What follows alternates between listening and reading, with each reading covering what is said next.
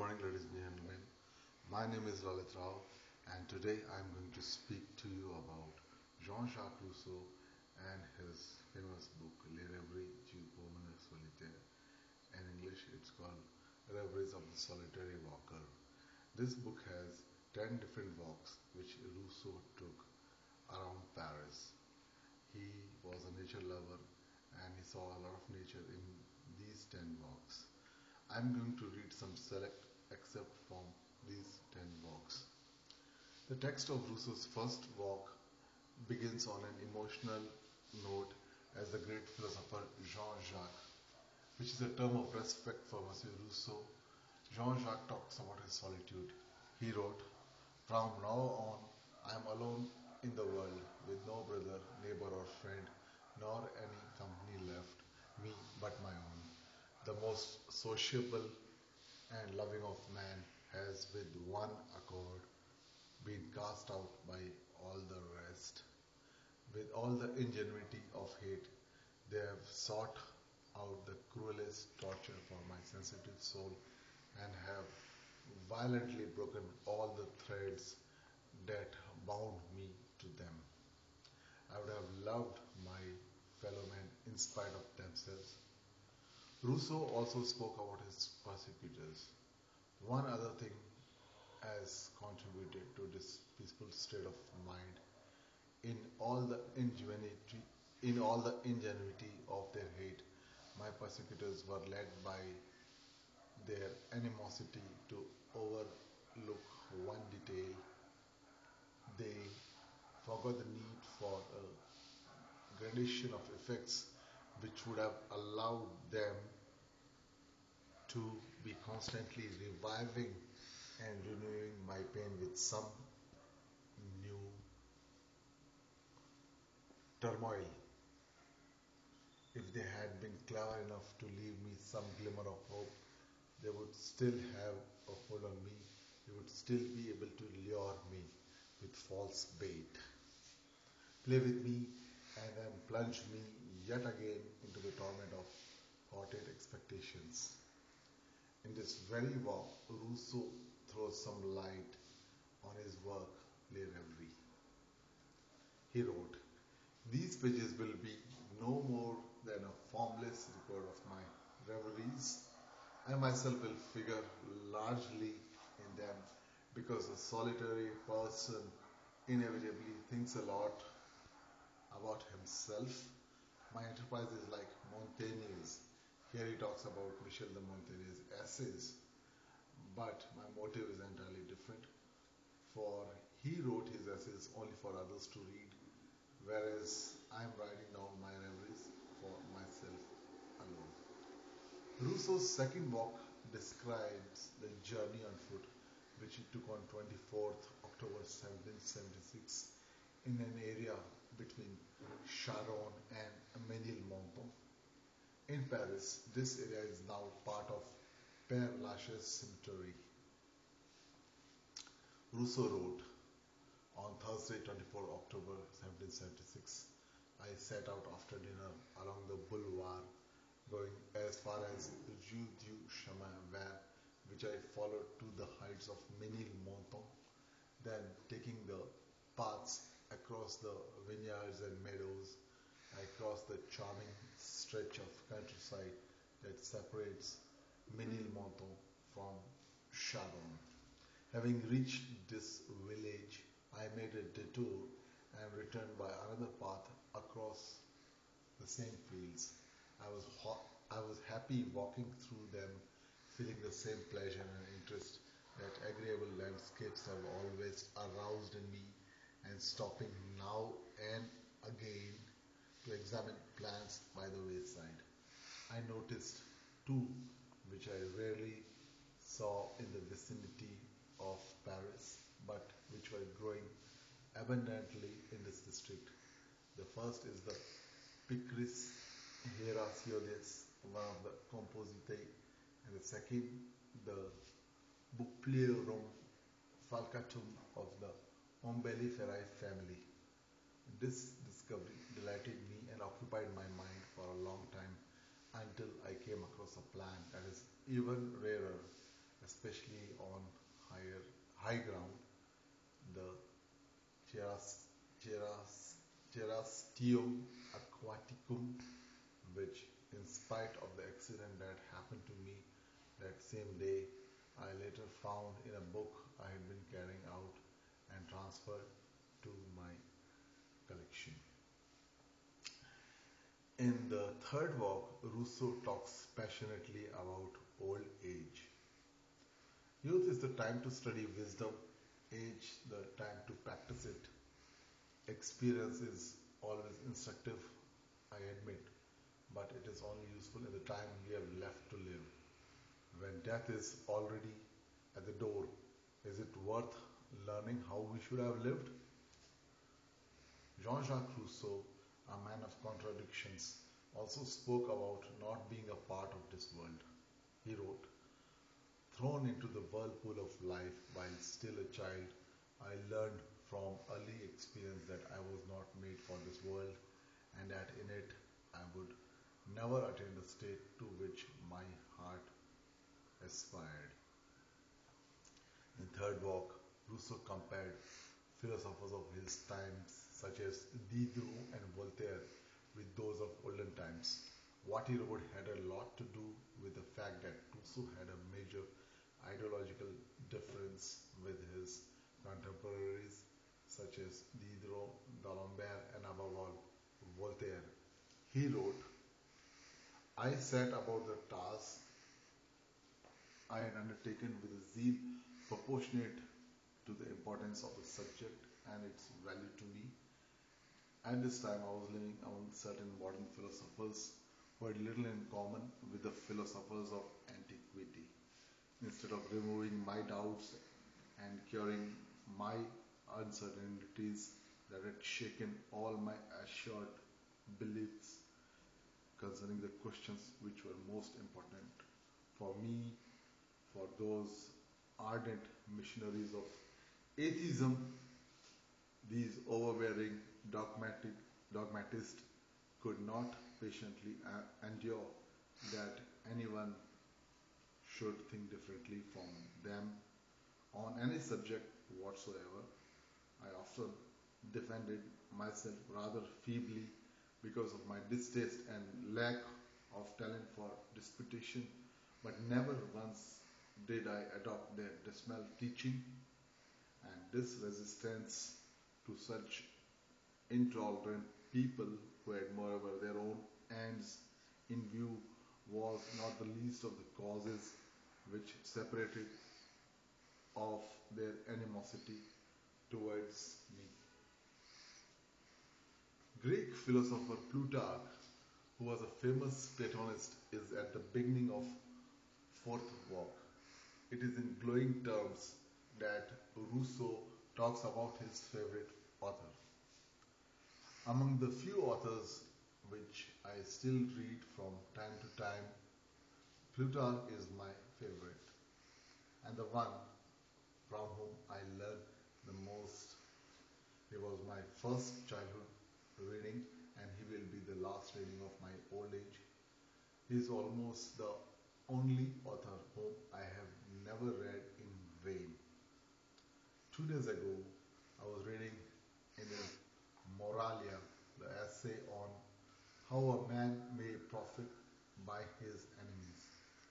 In order to profit by the lessons of the excellent Plutarch, I decided to devote my walk of the following day to a self-examination that the subject of falsehood, and I embarked on it in the firm conviction that the know thyself of the temple at Delphi was not such an easy precept to observe as I had thought in my confessions." Rousseau's honest views on truth and lie also are a major highlight of this fourth walk. It is in substantial detail that he discusses them. Rousseau wrote, "I remember reading in some philosophical work that to lie is to conceal a truth which one ought to make known.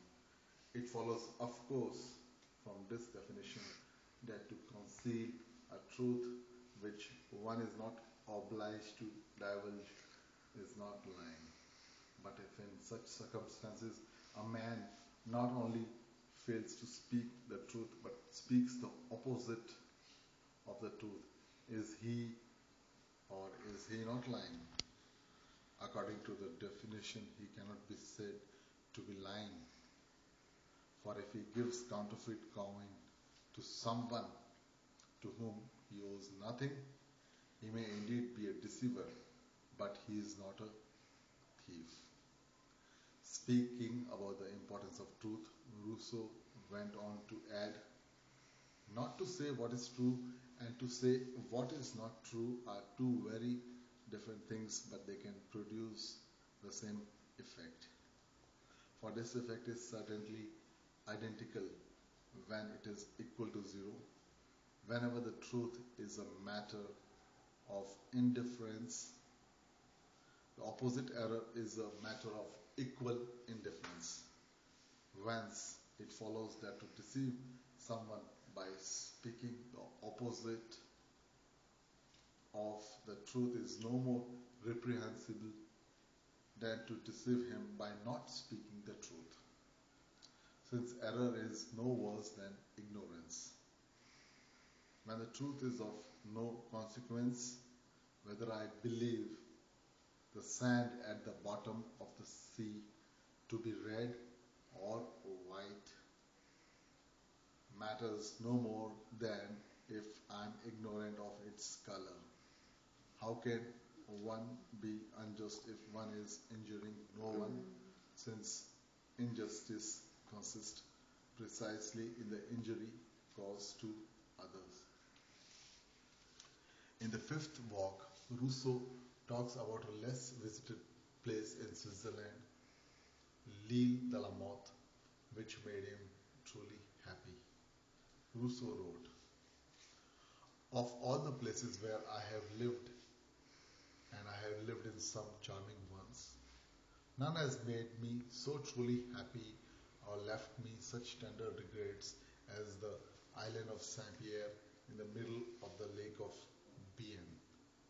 This little island, which the people of Neuchâtel call the Île de la Motte, a scarcely known area even in Switzerland. To my knowledge, it has never yet been mentioned by any traveler. Yet, it is very agreeable and wonderfully well situated for the happiness of those who like to live within narrow bounds, and even if I may be the only person ever to have had such a life thrust on him by destiny, I cannot believe that I am the only one to possess so natural a taste, though I have never yet encountered it in anyone else." Rousseau also becomes emotionally sentimental when he discusses joys which human beings experience on earth. Everything is in constant flow on this earth. Nothing keeps the same unchanging shape, and our affections, being attached to things outside us, necessarily change and pass away as they do, always out ahead of us or lagging behind. They recall a past which is gone or anticipate a future which may never come into being. There is nothing solid there for the heart to attach itself to. Thus, our earthly joys are almost without exceptions the creatures of a moment. In the sixth walk, Rousseau talks about charity and doing good. He appears to have divergent views, as people have misused his acts of doing good. This is one reason why there were moments when Rousseau was weary of doing good. He wrote, "I know and feel that doing good is the truest happiness that the human heart can enjoy. But I have been denied the happiness for many years now, and so unfortunate a destiny as mine leaves little hope of performing any genuinely good deed that is both well chosen and useful. However, I often find my good deeds a burden because of the chain of duties they drag then behind them. Then pleasure vanished and it became intolerably irksome to me to keep giving the same assistance which had at first delighted me. But once I had made myself public by my writings, a grave error no doubt, but one that has been more than atoned for by my misfortunes, I became the universal provider for all the needy or those who claim to be all the tricksters in search of a dupe and all those who used the pretext of the great influence which they pretended to attribute to me to attempt in one way or another to take possession of me. Then it was that I came to see that all our natural impulses, including even charity itself, can change their nature when we impact when we impart them into society and follow them unthinkingly and imprudently, and can often become as harmful as they were previously harmless. A purely voluntary good deed is certainly something that I like doing, but when the recipient uses it as a claim on further favors and rewards me with hate if I refuse, when he insists on my being his perpetual benefactor just because I initially took pleasure in helping him, then charity becomes burdensome and pleasure vanishes.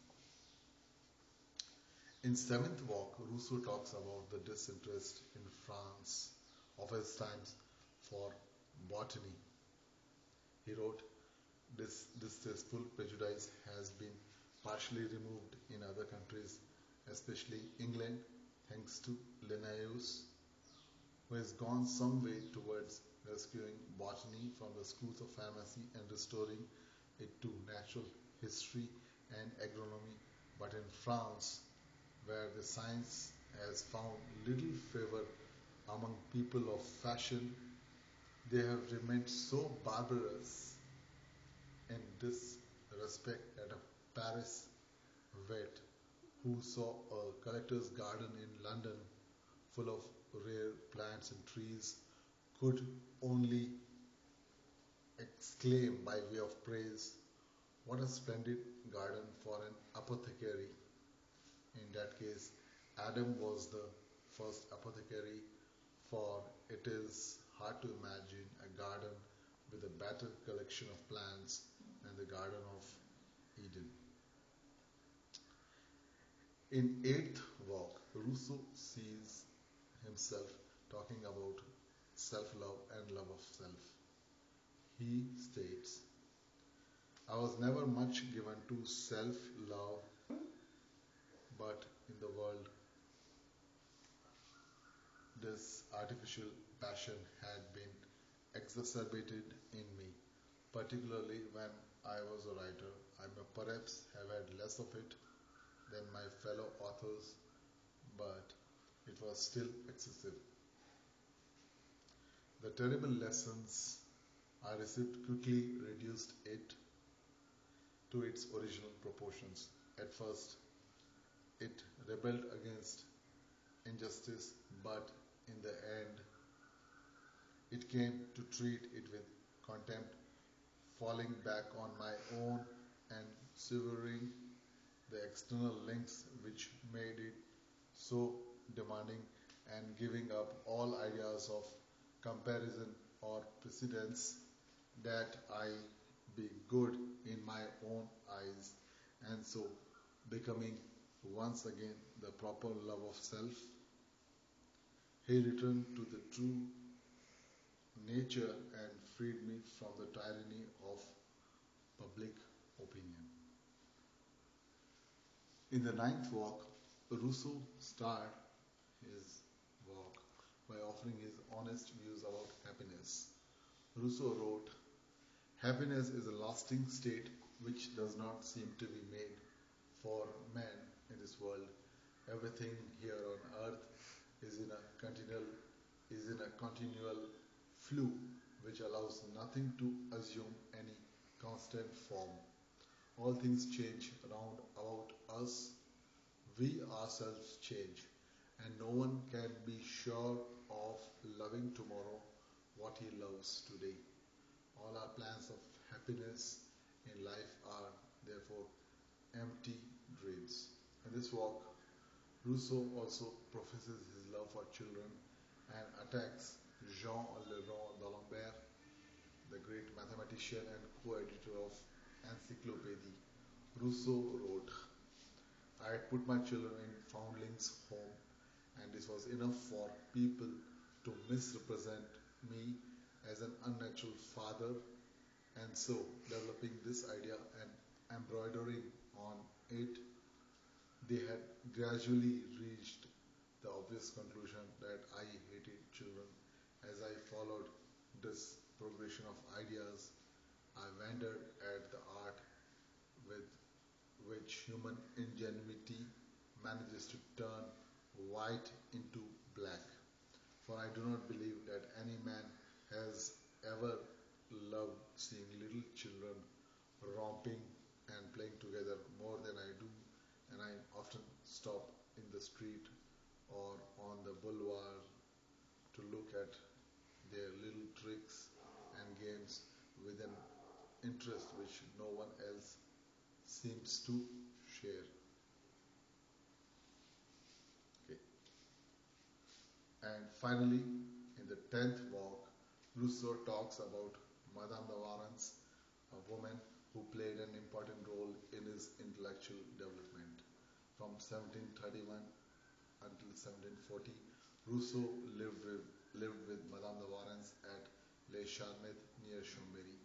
Rousseau wrote, "Today, Palm Sunday, it is exactly 50 years since I met Madame de Warens. She was 28 then, having been born with a century. I was not yet 17, and all unknown to me, the approach to manhood was making my naturally fervent heart burn with a new ardor. It was not surprising that she should be kindly disposed towards a lively yet gentle and modest young man of quite pleasing appearance. It was even less surprising that a charming, intelligent, and graceful woman should make me feel not only gratitude, but more tender feelings which I was unable to distinguish from it. But what is more unusual is this, that the first impulse determined my whole life and led inexorably to the fate that has governed the rest of my days." Thank you very much. So this is the summary of the 10 works which Rousseau took to write his book, Reveries of the Solitary Walker. Thank you.